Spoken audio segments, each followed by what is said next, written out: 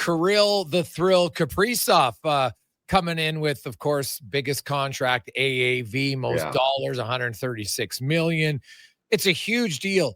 And, you crunch the numbers percentage-wise of everything. Obviously, he's going from a $9 million player to a $17 million player, and the cap didn't double, so his percentage is going up quite a bit. This is a contract that Minnesota needed to do, I would think, for their organization, because he's obviously the best player. And if you don't have a highly skilled guy, Rupper, it's pretty hard to want to compete for the cup. Now, they got to fill out all the other pieces around him, and I think they've got some good ones here. But what do you make of this? Is this a case where he probably gets more because of how he's perceived in that market, right? And just how important he is. And they're like, well, we could let him go, but then we'll spend the next 2 decades trying to find a guy similar.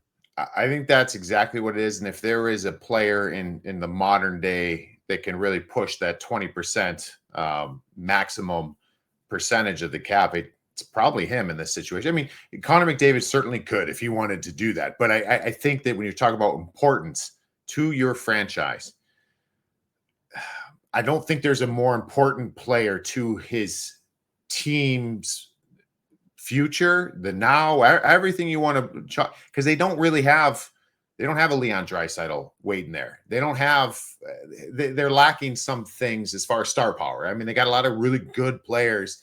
I like the Minnesota Wild. So if there was a position here where you really had a lot of leverage, I thought it was this situation. Now, did he take advantage of that leverage? Yeah, but probably not to the fullest extent, to be honest. Like, I think, you probably could have. The Minnesota Wild had to get this done. They had to pay him pretty much whatever he wanted.